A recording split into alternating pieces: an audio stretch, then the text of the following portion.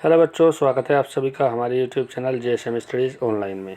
आज हम फिज़िक्स की 11वीं क्लास की सेकंड बुक का सेकंड चैप्टर ही शुरू करेंगे। चैप्टर का नाम होगा फ्लूइड प्रेशर यानी तरल दाब। आज जो हमारा पहला लेक्चर है उस पहले लेक्चर में हम क्या क्या टॉपिक कवर करेंगे देखते हैं। लेक्चर नंबर 1 और इसमें जो आज के हमारी टॉपिक होगी, पहला टॉपिक होगा तरल और उसके बाद तरल दाब क्या होता है। उसके बाद अगला टॉपिक होगा द्रव दाब का प्रायोगिक प्रदर्शन, यानी प्रयोग के द्वारा आप कैसे प्रदर्शित करेंगे कि द्रव अपना दाब लगाता है। किसी बर्तन में रखे हुए द्रव द्वारा उस बर्तन की दीवार पर दाब लगाया जाता है। उसके बाद जो अगला टॉपिक होगा प्रणोद क्या होता है और तरल दाब का कारण क्या है, क्यों तरल दाब लगता है। उसके बाद अगला जो टॉपिक होगा द्रव स्तंभ के कारण तरल दाब का व्यंजक, यानी क्या इसका फॉर्मूला होता है, क्या इसका सूत्र होता है और कैसे इसका फॉर्मूला प्राप्त करते हैं। उसके बाद अगला जो होगा गेज दाब और द्रव दाब के नियम, ये इम्पोर्टेंट है द्रव दाब के नियम। इसके बाद जो अगला टॉपिक होगा द्रव दाब के उदाहरण, क्या क्या इसके उदाहरण होते हैं। तो चलिए आइए शुरू करते हैं आज का अपना फर्स्ट लेक्चर। इसमें देखिए पहला जो हेडिंग है, आपका पहला हेडिंग है तरल। तो तरल क्या होता है, इसमें क्या लिखा है, वह पदार्थ जो बह सकता है तरल कहलाता है। इन पदार्थों के बहने के गुण को तरलता कहते हैं। एग्जाम्पल द्रव तथा गैस दोनों क्या है, तरल पदार्थ, यानी ऐसे पदार्थ जो क्या हो सकते हैं, बह सकते हैं। ठीक है, ऐसे पदार्थ क्या कहलाते हैं, तरल। और उनके जो बहने का गुण है, वो बहने का गुण क्या कहलाता है, तरलता। जैसे आपने देखा होगा द्रव है, शहद है, ठीक है, और जो गैस है, गैस भी तो एक स्थान से दूसरे स्थान पर जाती है। उनके जो अणु होते हैं उनके बीच में बॉन्ड जो होता है, मॉलिक्यूलर बॉन्ड जो होता है वो कैसा होता है भाई, लो होता है। यानी उनके बीच में जो अणु आकर्षण बल लगता है गैस के अणुओं के बीच में, वो तरल के मुकाबले बहुत कम लगता है और तरल में थोड़ा ज़्यादा लगता है। और दोनों ही चीज़ क्या होती है, बहती है। तो इसी कारण ऐसे पदार्थ जो बह सकते हैं उन्हें क्या बोलते हैं, हम तरल। ठीक है, एग्जाम्पल आपको ध्यान रखने हैं, द्रव है और गैस है। गैस और द्रव दोनों क्या है, तरल। उसके बाद अगला हेडिंग लिखा है तरल दाब। देखिए तरल दाब का फॉर्मूला क्या होता है। तरल दाब का फॉर्मूला होता है दाब बराबर बल बटा क्षेत्रफल। ऐसे आपने पढ़ा था प्रतिबल, परंतु प्रतिबल अलग कंडीशन में कार्य करता है, पिछले चैप्टर में पढ़ा था ना। तो यहाँ पर क्या है, बल बटा क्षेत्रफल। यदि आप जो नीचे वाली वैल्यू लिखी है क्षेत्रफल, उसे क्या कर ले 1 मीटर स्क्वायर, तब आपका ए का वैल्यू कितना हो जाएगा 1, तो आपका पी बराबर क्या बच जाएगा एफ, यानी पी बराबर क्या हो गया एफ। तो अब देखिए इसकी परिभाषा कैसे लिखी जाती है। तरल द्वारा किसी पृष्ठ के प्रति एकांक क्षेत्रफल पर लगाए गए अभिलंबवत बल को तरल दाब कहते हैं। ठीक है, ये कोई बोतल है या बर्तन है, इसमें द्रव भर रखा है। ठीक है, तो जो ये द्रव है इसकी दीवार पे इस तरीके से फोर्स लगाएगा, इसकी दीवार पे इस तरीके से फोर्स लगाएगा। ठीक है, तो अभिलंबवत फोर्स लगेगा, तो इसलिए बोला ना अभिलंबवत बल को, और इसके एकांक क्षेत्रफल पर जितना भी फोर्स लगेगा वो उस द्रव का क्या कहलाएगा, दाब। तो लिखा है ना, किसी द्रव द्वारा या तरल द्वारा किसी पृष्ठ के प्रति एकांक क्षेत्रफल पर लगाए गए अभिलंबवत बल को क्या कहते हैं, तरल दाब कहते हैं। और इसे किससे डिनोट करते हैं, पी से प्रदर्शित करते हैं। उसका मात्रक क्या होता है, इसका मात्रक क्या होगा भाई, बल का मात्रक बटा एरिया यानी क्षेत्रफल का मात्रक। तो बल का मात्रक क्या होता है, न्यूटन, और क्षेत्रफल का मात्रक क्या होता है, मीटर। तो इसका मात्रक क्या हो गया, न्यूटन प्रति मीटर स्क्वायर। ठीक है, या न्यूटन प्रति मीटर स्क्वायर को क्या बोलते हैं, पास्कल। ठीक है, और इसकी विमा क्या होगी, बल की विमा बटा क्षेत्रफल की विमा। तो बल की विमा क्या होती है, ML_T-2, और क्षेत्रफल की विमा क्या होती है, L2। ठीक है, क्षेत्रफल की विमा क्या होती है, L2। अब आप L2 को ऊपर ले जाइए तो L कैसा है यहाँ पर पॉजिटिव में, और ऊपर जाकर कैसा हो जाएगा, नेगेटिव में। तो एक नेगेटिव ज़्यादा हो जाएगा, तो विमा क्या होगी, ML-1T-2। और ये क्या लिखा, यह एक सदिश राशि, यानी इसकी बल की क्या होती है, दिशा। तो इसीलिए बल क्या है, एक सदिश राशि। अब प्रयोग के द्वारा इसका प्रदर्शन किस प्रकार करते हैं, देखिए द्रव दाब का प्रायोगिक प्रदर्शन, experimental demonstration of liquid pressure. तो इसमें देखिए क्या लिखा है, यदि किसी बर्तन में द्रव भरकर उसकी दीवार में छेद कर दिया जाए तो उस छिद्र से द्रव बाहर निकलने लगता है। जैसा कि चित्र में दिखा रखा है, एक बर्तन लिया और इसमें यहाँ पर क्या कर दिया, छेद कर दिया। तो छेद करने से क्या होगा, द्रव बाहर निकलना शुरू हो जाएगा। यदि छिद्र पर उंगली रखकर द्रव को बाहर आने से रोकने का प्रयत्न किया जाए तो हमें उंगली की सहायता से दाब लगाना पड़ता है। अतः स्पष्ट है कि द्रव बर्तन की दीवार पर बाहर की ओर दाब लगाता है, क्योंकि हमें भाई इसे द्रव को रोकने के लिए जितना प्रेशर लगाना पड़ेगा मतलब उतना ही प्रेशर क्या लगा रहा होगा, द्रव इस बर्तन की दीवार पर लगा रहा होगा। ठीक है, तो इसका क्या है प्रायोगिक प्रदर्शन। यदि आप क्या करेंगे, एक बर्तन लेंगे और बर्तन में क्या कर लेंगे, जैसे बोतल वगैरह ले लिया, उसमें छिद्र कर दिया और छिद्र करने के बाद उससे द्रव निकलना शुरू हो जाएगा। यदि आप वहाँ पर कुछ उंगली लगा के फोर्स लगाओगे यानी दाब लगाओगे, तो जितना दाब लगा करके आप उस जल को बाहर निकलने से रोक सकते हो, उतना ही जो दाब है जल ने किस पे लगा रखा होगा, हाँ बर्तन की दीवार पर लगा रखा होगा। ठीक है, तो ये इसका एक्सपेरिमेंटल प्रूफ है। इसके बाद आगे देखते हैं, आगे लिखा है प्रणोद। ये प्रणोद क्या होता है, इसमें देखिए क्या लिखा है, तरल के संपर्क वाली सतह पर तरल द्वारा आरोपित कुल बल तरल का प्रणोद कहलाता है। यानी एक बर्तन है इस तरीके का और बर्तन की दीवार पर, पूरी दीवार पर, हमने देखो जो अभी दाब की परिभाषा पढ़ी उसमें क्या पढ़ा था, एकांक क्षेत्रफल पर जितना लगेगा, परंतु ये जो दीवार है इस दीवार पे जो तरल टोटल कितना प्रेशर लगाएगा, टोटल प्रेशर, ठीक है, कुल बल, वो क्या कहलाएगा प्रणोद। यदि एकांक क्षेत्रफल पर बल देखेंगे तो वो क्या कहलाएगा दाब। ठीक है, यदि एकांक क्षेत्रफल पर बल देखेंगे तो वो क्या कहलाएगा दाब। यदि टोटल यानी पूरी दीवार जो है इस बर्तन की चारों तरफ से, उसकी यदि चारों तरफ की दीवार पर कितना बल लगाया जा रहा है, किसके द्वारा, तरल के द्वारा, जो भी इसके अंदर तरल भरा है उसके द्वारा कितना बल लगाया जा रहा है, वो क्या कहलाता है हमारा कुल बल प्रणोद कहलाता है। यदि एकांक क्षेत्रफल पर बल देखोगे तो क्या कहलाएगा, वो कहलाएगा आपका दाब।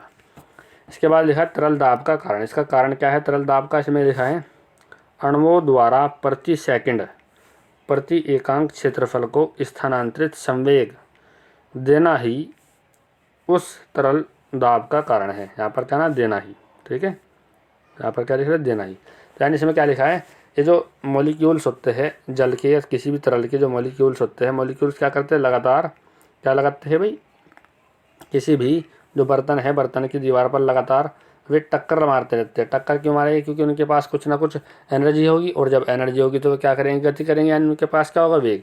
एक तो वे क्या कर रहे हैं वेग, वेग किसी वेग से गति कर रहे हैं पार्टिकल, ठीक है, और उनका कुछ ना कुछ क्या होगा अपना द्रव्यमान होगा, तो उनके अंदर क्या इकट्ठा हो गया संवेग। ठीक है, तो ये संवेग से बर्तन की दीवार पर टकराएंगे। ठीक है, बर्तन की दीवार पर क्या करेंगे टकराएंगे, और टकराएंगे जितने भी फोर्स से टकराएंगे एकांक क्षेत्रफल पर, वही क्या होगा तरल दाब का कारण। लिखा है ना साफ साफ, अणुओं द्वारा प्रति सेकंड प्रति एकांक क्षेत्रफल को स्थानांतरित संवेग देना ही क्या कहलाता है उस तरल दाब का कारण है। इसके बाद देखिए क्या लिखा है, ये बहुत ज़्यादा इम्पोर्टेंट है, द्रव स्तंभ के कारण तरल दाब का व्यंजक। इसमें देखिए क्या लिखा है, माना रोह घनत्व के किसी द्रव में उसके स्वतंत्र तल से स्मॉल h गहराई पर स्थित बिंदु कैपिटल B पर द्रव दाब ज्ञात करना है। यानी इन्होंने क्या करा, एक बर्तन लिया और बर्तन में क्या भर लिया द्रव, द्रव भरने के बाद जो उसका स्वतंत्र तल है जो वायु के संपर्क में, उससे स्मॉल h गहराई पे कोई बिंदु है कैपिटल B, ठीक है, और उस B बिंदु पे हमें क्या ज्ञात करना है, द्रव का दाब कितना होगा। तो जो बिंदु B है इससे ऊपर जितना भी द्रव है, ये इस द्रव जो भी है इसके ऊपर ये इस बिंदु पे क्या लगाएगा दाब लगाएगा, तो दाब ही हमें निकालना है। और जो द्रव है द्रव का घनत्व कितना मान लिया रो, ठीक है, और ये बिंदु स्वतंत्र तल से कितनी गहराई पे है, h गहराई पे स्थित है। ठीक है, तो इसके बाद देखिए इसमें क्या क्या लिखा है भाई, द्रव में h ऊंचाई तथा a क्षेत्रफल का एक बेलन लेते हैं। यानी द्रव में क्या करा, h तो इसकी हाइट ली बेलन की और एक क्षेत्रफल ले लिया जो क्या था कैपिटल A का, एक बेलन बना लिया, और बेलन में जो हमारा बिंदु B है उसकी तली में रखा गया। ठीक है, लिखा है ना, जिसकी तली में बिंदु B स्थित है, यानी बिंदु B कहाँ होगा, इस बेलन की तली में स्थित होगा।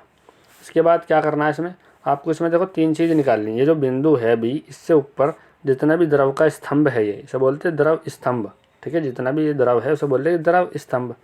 तो ये जो द्रव है इसका भार कितना है, यानी mg आपको निकालना है, टोटल mg कितना होगा। तो mg निकालने से पहले आपको द्रव्यमान चाहिए, और द्रव्यमान का फॉर्मूला क्या होता है, द्रव्यमान बराबर आयतन गुणा घनत्व, यानी आपको क्या चाहिए आयतन भी चाहिए। तो सबसे पहले इन्होंने क्या करा, जो बेलनाकार द्रव स्तंभ है उसका आयतन निकाल ले। तो आयतन का फॉर्मूला क्या होता है, क्षेत्रफल गुणा ऊंचाई। अब आपने क्या निकाल लिया आयतन, तो आयतन के बाद क्या निकाल लिया बेलनाकार द्रव स्तंभ का द्रव्यमान। तो द्रव्यमान का फॉर्मूला क्या होता है, आयतन गुणा घनत्व, क्या होता है आयतन गुणा घनत्व। तो घनत्व कितना था भाई, घनत्व कितना था, घनत्व था आपका रो, ठीक है, और आयतन आपने निकाला A इंटू एच। तो टोटल द्रव्यमान कितना आ जाएगा, टोटल द्रव्यमान आ जाएगा आपका AH रो। ठीक है, आयतन की जगह क्या लिख दिया यहाँ पे यहाँ पे लिख दिया ए एच, क्योंकि हमने आयतन का वैल्यू क्या निकाला था ए एच, और रो क्या है वो घनत्व। इसके बाद देखेंगे हम भार कितना। तो देखो भार का फॉर्मूला क्या होता है, भार का फॉर्मूला होता है एम जी। एम का वैल्यू अभी आपने निकाला था, एम का वैल्यू क्या आया था ए एच रो, जो लिख दिया ए एच रो, और जी ऐसा कैसे ही, ठीक है। अब आपको टोटल मिल गया, यहाँ से भार कितना आ गया आपका, एम जी का वैल्यू आ गया ए एच रो और जी, ठीक है। टोटल वैल्यू मिल गया आपको भार का, भार जो लिखते हैं एम जी को। तो इसके बाद देखो क्या करा, इसके बाद देखेंगे हम, अतः बिंदु बी पर द्रव दाब। द्रव दाब का फॉर्मूला क्या पढ़ा था अभी आपने, बल बटा क्षेत्रफल, और बल को किससे लिखते हैं एम जी से, ठीक है। बल को किससे लिखेंगे एम जी से, और एम जी का वैल्यू आपका कितना आया था ए एच रो जी। ए से ए कैंसिल हो जाएगा, तो क्या बच जाएगा एच रो जी। यही होता है हमारा किसी भी द्रव के अंदर एच गहराई पर स्थित, एच गहराई पर स्थित द्रव दाब का फॉर्मूला। और दाब का मात्रक क्या होता है न्यूटन प्रति मीटर स्क्वायर। इसके बाद इसमें लिखा है नोट, नोट में देखते हैं क्या लिखा है। नोट में लिखा है यदि द्रव के स्वतंत्र तल पर वायुमंडलीय दाब कैपिटल पी ए हो, कितना कैपिटल पी ए हो, तब द्रव के अंदर किसी बिंदु कैपिटल बी पर कुल दाब। देखो जो ये इस तरीके से बना था वहाँ पे, और यहाँ तक क्या था जल, यहाँ तक जल भर रहा था, इसका एक लिमिट था, यानी यहाँ तक जल भर रहा। तो जो वायु इस पर प्रेशर लगाती है वायुमंडलीय दाब बोलते हैं उसे, और वायुमंडलीय दाब कितना होता है पी ए, क्या होता है पी ए।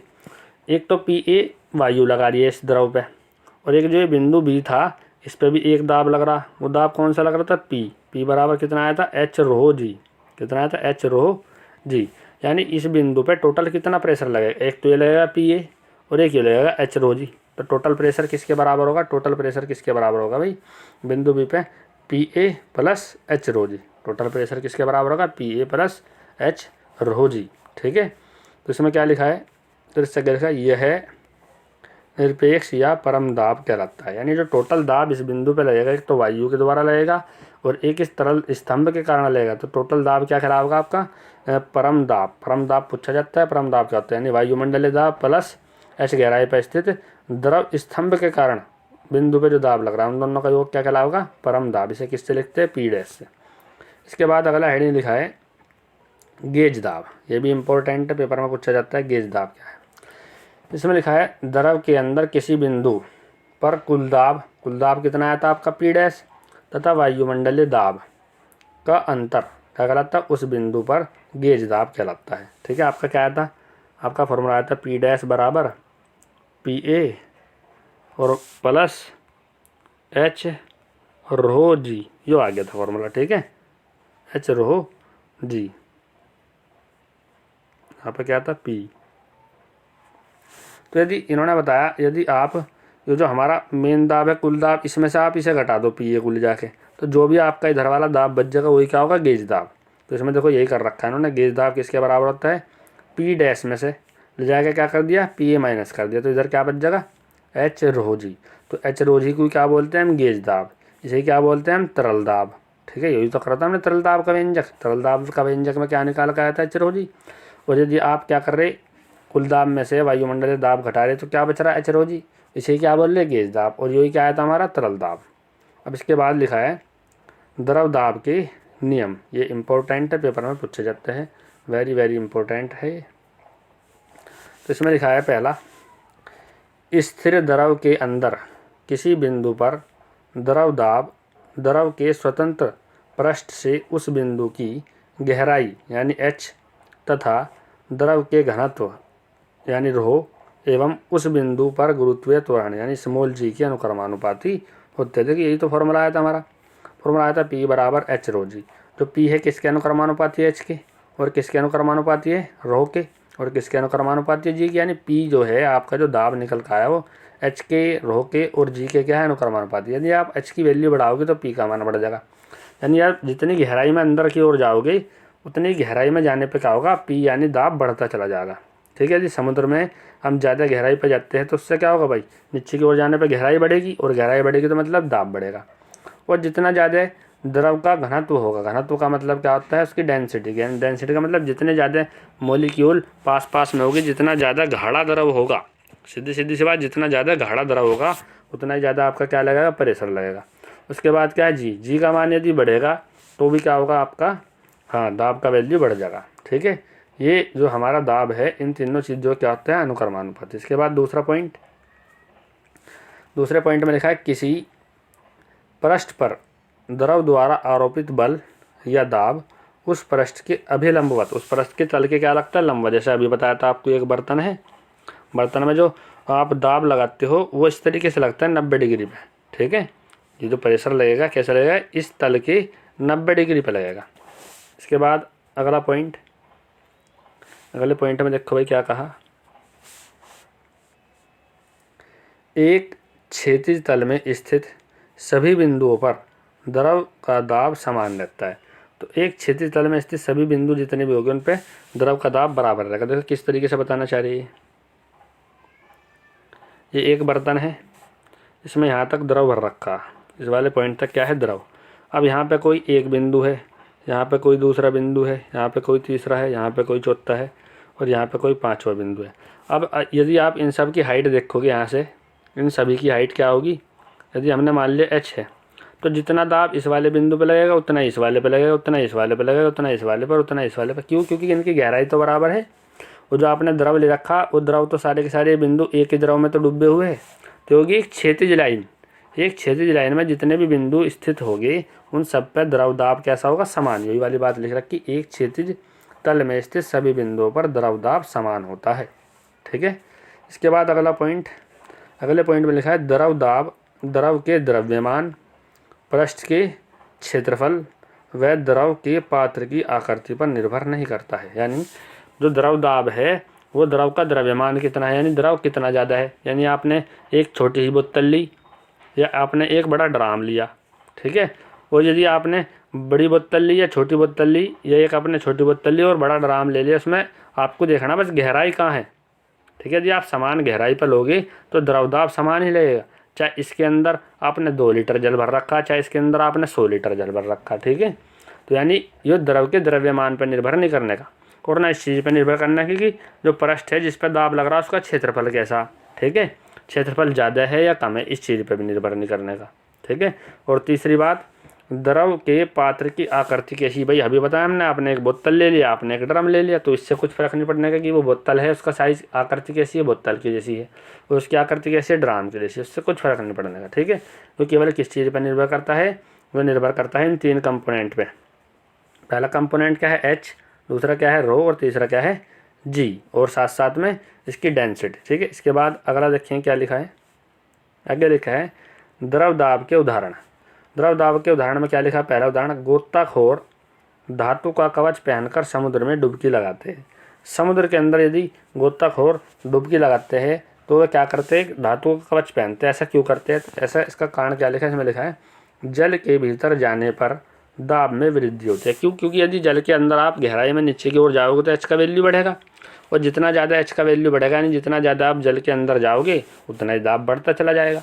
चलेगा, प्रति 10 मीटर जल से नीचे जाने पर दाब में 1 वायुमंडल की वृद्धि हो जाती है। और 1 वायुमंडल दाब का वैल्यू आपको पता है, 1 × 10 की घात कितना होता है, 5 न्यूटन, यानी 1 लाख न्यूटन का फोर्स लगेगा यदि आप 10 मीटर जल में अंदर की ओर चले गए, ठीक है। यदि यह दाब सीधे गोताखोर पर पड़े तो बहुत अधिक गहराई में जाने पर उसका शरीर इस दाब को सहन नहीं कर सकेगा और व्यक्ति की मृत्यु हो जाएगी, ठीक है। तो इसलिए क्या करते हैं, ये जो गोताखोर होते हैं एक कवच सा पहन लेते हैं। कवच सा पहनने से क्या होगा, जितना भी दाब लगेगा वो उनके शरीर पे न लग के उस धातु के कवच पे लगेगा, ठीक है, देखा ना। अतः अधिक गहराई तक जाने के लिए गोताखोर धातु का कवच पहन लेता है। अब जल स्तंभ का दाब धातु के कवच पर लगता है, साफ साफ लिखा, धातु के कवच पर लगता है, तथा कवच के भीतर दाब लगभग वायुमंडलीय दाब के बराबर ही बना रहता है। और इस प्रकार कवच पहनने पर गोताखोर के शरीर को कोई हानि नहीं पहुंचती, ठीक है। यदि हम जितनी गहराई में जल के अंदर जाते हैं उतना ज़्यादा दाब लगता है। क्यों? क्योंकि वो तो हमने अभी निकाला था भाई, P बराबर क्या होता है, P बराबर होता है आपका H, रो और G, ठीक है। यानी जितनी ज़्यादा गहराई होगी उतना ज़्यादा प्रेशर बढ़ेगा, और ज़्यादा प्रेशर बढ़ने से मांसपेशियाँ वगैरह इन सबको क्या होता है, नुकसान पहुँचता है। इसके बाद आगे लिखा है इसमें, अगला है बांध की दीवार, जो बांध बनाए जाते हैं ना, बोलते हैं डैम। बांध की दीवार नीचे से मोटी और ऊपर से पतली बनाई जाती है। क्यों? जैसा चित्र में दिखा रखा, ये एक बांध है, इसकी दीवार नीचे से तो मोटी है और ऊपर से कैसी है, पतली है। तो ऊपर से पतली और नीचे से मोटी क्यों बनाई जाए? क्योंकि देखो भाई, जब हम जैसे जैसे गहराई में जाएगी तो यहाँ पे प्रेशर ज़्यादा होगा, और यहाँ पे प्रेशर ज़्यादा होगा यदि नीचे से आपने दीवार पतली बना दी तो फूट जाएगी, टूट जाएगी। और ऊपर जैसे जैसे जाओगे गहराई कम होगी, यहाँ पर प्रेशर कम होगा, और जब यहाँ पर प्रेशर कम होगा तो यहाँ से दीवार पतली बना दो, यहाँ पर कम प्रेशर लगाओगी तो फोर्स लगाओगा, आपका फोर्स क्या करेगा, यहाँ पर कम प्रेशर लगाओगा और नीचे ज़्यादा प्रेशर लगाओ। यहाँ पे जो प्रेशर लगेगा कम लगेगा और यहाँ पे प्रेशर ज़्यादा लगेगा। क्यों? क्योंकि यहाँ पे गहराई ज़्यादा है तो यहाँ पे जल का द्रव्यमान ज़्यादा होगा। ठीक है, उसके बाद देखो क्या लिखा, इसमें क्या लिख रखा, द्रव के भीतर किसी बिंदु पर उस बिंदु की द्रव के स्वतंत्र तल से गहराई पर निर्भर करता है। यानी द्रव के भीतर जो दाब है वो किस चीज़ पर निर्भर करेगा कि उसका जो स्वतंत्र तल है उसके स्वतंत्र तल से कितनी गहराई पर आप दाब माप रही। ठीक है, अतः बांध की तली में जल का बहुत अधिक दाब पड़ता है। इस दाब को सहन करने के लिए आधार पर बांध की दीवार मोटी बनाई जाती है। इसी वजह से यहाँ पे क्या बनाते हैं, आधार के पर जो दीवार है उसकी दीवार को कैसे बनाते हैं, मोटी बनाते हैं। जैसे जैसे ऊपर जाते हैं, जैसे जैसे आप ऊपर की ओर जाओगे तो दाब भी घटता जाता है, अतः ऊपर जाने पर दीवार की मोटाई कम करते जाते हैं। यही कारण है कि दीवार आधार पर मोटी और ऊपर पतली बनाई जाती है। ये इसके एग्जाम्पल थे। ठीक है, आज के लिए इतना ही। यदि कुछ आपको प्रॉब्लम आई तो कमेंट में ज़रूर पूछ लीजिएगा। हेलो बच्चों, स्वागत है आप सभी का हमारे YouTube channel JSM studies online में। आज हमारा तरल दाब चैप्टर का दूसरा लेक्चर है। इस लेक्चर में हम क्या क्या कवर करेंगे देखते हैं। जो इसमें हम कवर करेंगे, हमारी टॉपिक है, पहला टॉपिक है पास्कल का नियम, जो कि बहुत इम्पोर्टेंट है। इसके बाद अगला टॉपिक है पास्कल के नियम का प्रायोगिक सत्यापन, यानी इसका प्रूव करेंगे। फिर उसके बाद पास्कल के नियम के अनुप्रयोग। उसके बाद जो अनुप्रयोग है उसके उदाहरण क्या है, द्रवचालित लिफ्ट, द्रवचालित ब्रेक। उसके बाद जो आगे होगा वायुमंडलीय दाब क्या होता है, और उसके बाद पढ़ेंगे वायुमंडलीय दाब के मात्रक कितने प्रकार के होते हैं। उसके बाद है वायुमंडल को प्रभावित करने वाले कारक, कौन कौन से ऐसे फैक्टर्स कारक है जो वायुमंडल को प्रभावित करते हैं। और जो लास्ट होगा हमारा उत्प्लावन बल। तो चलिए शुरू करते हैं आज का अपना लेक्चर। पहला नियम है पास्कल का नियम, वेरी वेरी इंपॉर्टेंट। इसमें देखिए क्या लिखा है। इस नियम के अनुसार किसी बंद बर्तन में द्रव के किसी बिंदु पर यदि बाहर से कोई दाब लगाया जाता है तो वह बिना क्षय हुए द्रव द्वारा सभी दिशाओं में समान रूप से संचरित हो जाता है। ठीक है, तो इसमें क्या बताया, कोई बर्तन है और उसमें हमने क्या भर लिया, द्रव भर लिया, और द्रव भरने के बाद उस पर कोई दाब लगाया, जैसा कि देखिए इस चित्र में दिखाया गया है। इसमें क्या करा, हमने एक ऐसा बर्तन लिया जिसमें क्या है, पिस्टन है। ये जो लिखे हैं ना PP, ये सब क्या है, पिस्टन। तो पहला पिस्टन जो है A, और ये पिस्टन B, ये पिस्टन C, और ये पिस्टन है D। तो जो पिस्टन A है उस पर प्रेशर लगाया गया है। ठीक है, जब उस पर प्रेशर लगाएंगे हम तो ये क्या होगा, सभी दिशाओं में समान रूप से फैल जाएगा। यानी यहाँ से हमने प्रेशर लगाया तो ये सभी दिशाओं में समान रूप से फैल जाएगा। इधर भी लगेगा प्रेशर, इधर भी लगेगा और प्रेशर इधर भी लगेगा। ठीक है, और जिसका जितना ज़्यादा एरिया होगा उतना ही ज़्यादा वहाँ पर क्या लगेगा, प्रेशर यानी दाब लगेगा। ठीक है भाई, तो इसे बोलते हैं हम पास्कल का नियम। पास्कल ने यही बताया, देखिए पास्कल ने क्या बताया, यदि किसी बंद बर्तन में, सबसे पहली बात तो बर्तन कैसा होना चाहिए, बंद बर्तन में द्रव के किसी बिंदु पर यदि बाहर से कोई दाब लगाया जाता है तो वह दाब बिना क्षय हुए सभी दिशाओं में समान रूप से संचरित हो जाता है। यानी सभी दिशाओं में समान रूप से लगेगा। ठीक है, जितना फोर्स आपने यहाँ पे लगाया था, यदि यहाँ का एरिया कम है और यहाँ का एरिया ज़्यादा है तो उसी हिसाब से हमारा बल भी लगने वाला है। ठीक है, तो ये हमारा प्रायोगिक सत्यापन। इसके बाद अगला हेडिंग है पास्कल के नियम के अनुप्रयोग। इसमें पहला है द्रवचालित लिफ्ट, यानी इसे बोलते हैं हाइड्रोलिक लिफ्ट। इसमें लिखा पास्कल के नियम पर आधारित एक ऐसी युक्ति जिसका प्रयोग कम बल लगाकर अधिक भार को ऊपर उठाने में किया जाता है, ये कहलाती है लिफ्ट। जैसे कार वगैरह को उठाया जाता है, जब कार को धुलवाते हैं तो कार को धुलवाने के लिए क्या करता है, ऊपर उठानी पड़ती है। जो वर्कर्स होते हैं, जो शॉप्स होती है, तो उनमें इस चीज़ का यूज़ करा जाता है। तो देखिए इसका पहला संरचना कैसी है, सिद्धांत कैसी है, आपको इसका एनिमेशन दिखाएंगे। संरचना तथा कार्य, इसमें लिखा है इसमें अलग अलग अनुप्रस्थ काट के क्षेत्रफल कैपिटल A व कैपिटल A2, और इसमें लिखा है जो A2 है वो ज़्यादा है A1 से, कि दो ऊर्ध्वाधर बेलनाकार नलियाँ होती है जो निचले सिरों पर एक क्षैतिज नली द्वारा आपस में जुड़ी होती है। दोनों नलियों में चलनशील पिस्टन लगे होते हैं तथा उनमें असंपीड्य द्रव भरा होता है, यानी ऐसा द्रव भरेगी जो दबे ना। देखिए इस तरीके से ये चित्र है। इसमें क्या करा, ये A1 क्षेत्रफल वाला क्या है नली, ये A2 क्षेत्रफल वाली नली है। इस पर हम ऊपर से क्या लगाएंगे, दाब लगाएंगे, यानी हम क्या लगाएंगे, बल लगाएंगे। तो बल लगाने से जब यहाँ से बल लगेगा इस वाली साइड में, ठीक है, तो देखिए इसमें जो दाब का फॉर्मूला होगा P बराबर क्या होगा, F1 यदि इधर लगाया तो F1/A1, ठीक है। और जो इधर आपका लगेगा, इधर क्या होगा फॉर्मूला, F2/A2, ठीक है। इधर हमारा P2 दाब मिलेगा, इधर हमें P1 दाब हम लगाओगे।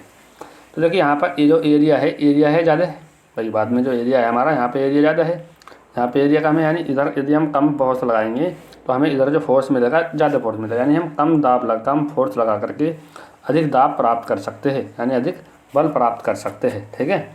यही फंडा है। तो इसमें हम कम फोर्स लगाएंगे और कम फोर्स लगाने से जो इधर हम वस्तु रखेंगे वो इसे बोलते हैं पिस्टन, ठीक है। ये जो ऊपर नीचे हो सकते हैं ना, क्या बोलते हैं, पिस्टन।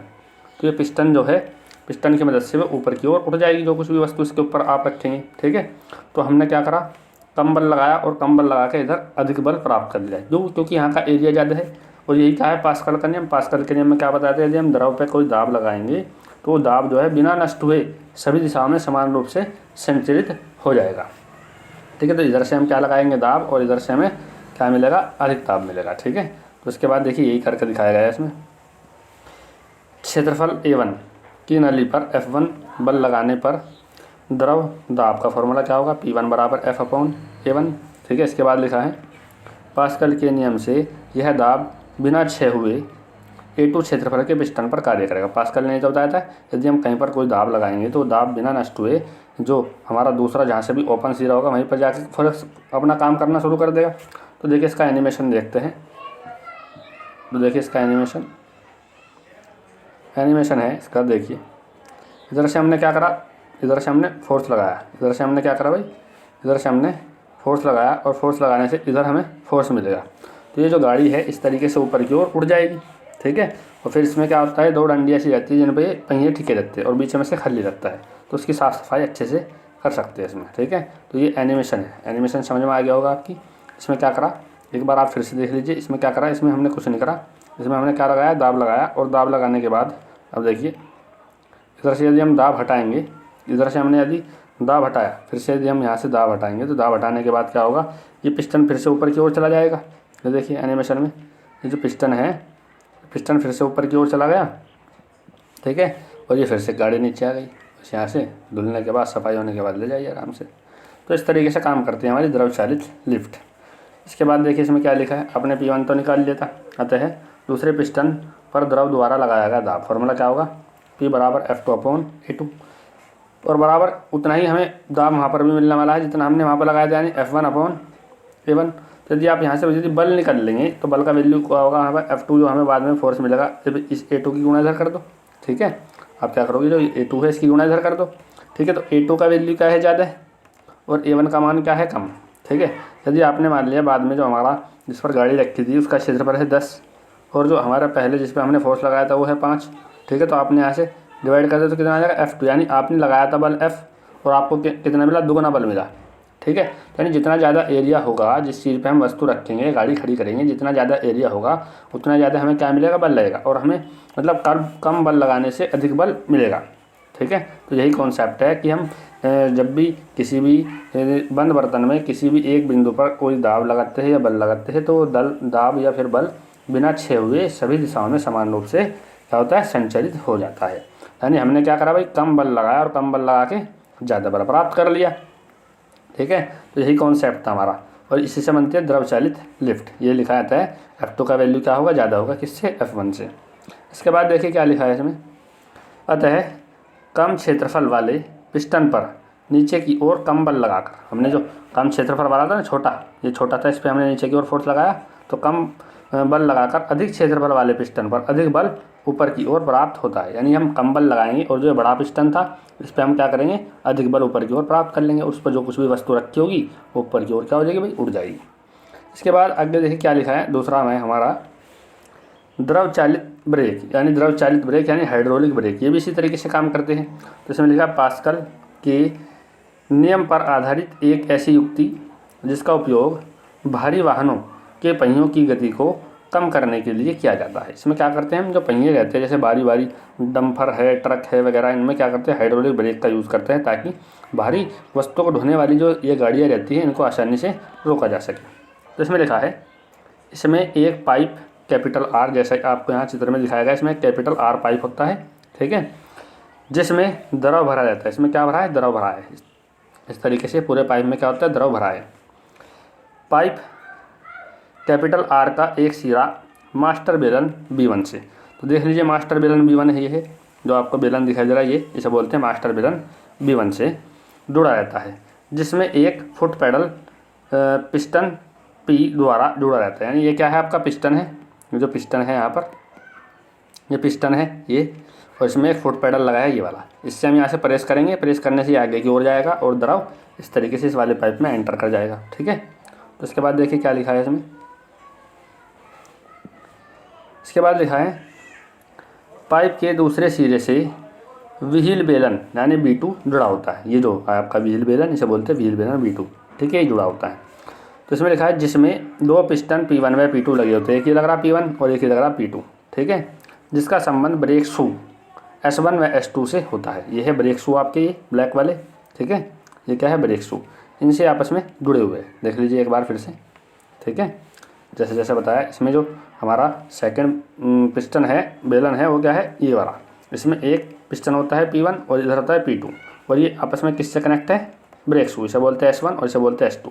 जब हम क्या करेंगे, जब हम इसे दबाएंगे यानी हम पैडल को नीचे की ओर प्रेस करेंगे, जैसे हम पैडल को नीचे की ओर प्रेस करेंगे तो द्रव इस वाले पाइप में एंटर करेगा आर में, और यहाँ पर एंटर करेगा, तो यहाँ पर एंटर करेगा, ये वाला पिस्टन इधर की ओर खिसकेगा P1 और P2 इधर की ओर खिसकेगा, और ये ब्रेक है इस पहिए की चलती हुई जो धुरी है इससे जाकर के टच करेंगे और पहिया क्या हो जाएगा, रुक जाएगा।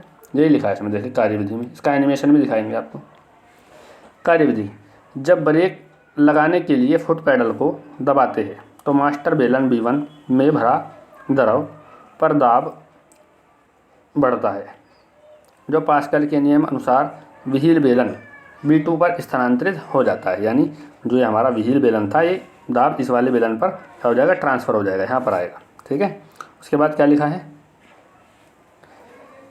तथा B2 बेलन का क्षेत्रफल अधिक होने के कारण पिस्टन P1 P2 पर अधिक बल लगता है। अभी बताया था, जहाँ पर क्षेत्रफल ज़्यादा होगा वहाँ पर बल ज़्यादा मिलेगा हमें, जिसके कारण ब्रेक शू यानी S1 व S2 रिम या क्या बोलते हैं धुरी पर दाब लगाकर व्हील यानी पहिए की गति को कम कर देते हैं। जैसे ही पैडल से दाब हटाते हैं तो बेलन B2 से द्रव वापस मास्टर बेलन B1 में चला जाता है और स्प्रिंग के कारण ब्रेक शू पुनः अपनी वापस स्थिति में आ जाते हैं, ठीक है। तो देख लीजिए एक बार क्या करा इसमें, यानी हमने क्या करा, यहाँ से पैडल दबाया, जैसे हम पैडल दबाएंगे यहाँ से इस वाली साइड से, तो पैडल दबाने से क्या होगा, ये जो द्रव है इस तरीके से एंटर करेगा पाइप, किसमें, पाइप में जाएगा ये आर में, आर से इस वाले पाइप यानी मास्टर बेलन B2 में एंटर करेगा, और जो तुम्हारा पिस्टन P1 है इस पर इधर की ओर प्रेशर लगाएगा, इस पर इधर की ओर प्रेशर लगाएगा, और जो ब्रेक शू है, ये जो आपका पहिया है, व्हील है, यानी इससे क्या करेंगे, टच करेंगे तो जो पहिए की गति है वो कैसी हो जाएगी, धीमी हो जाएगी।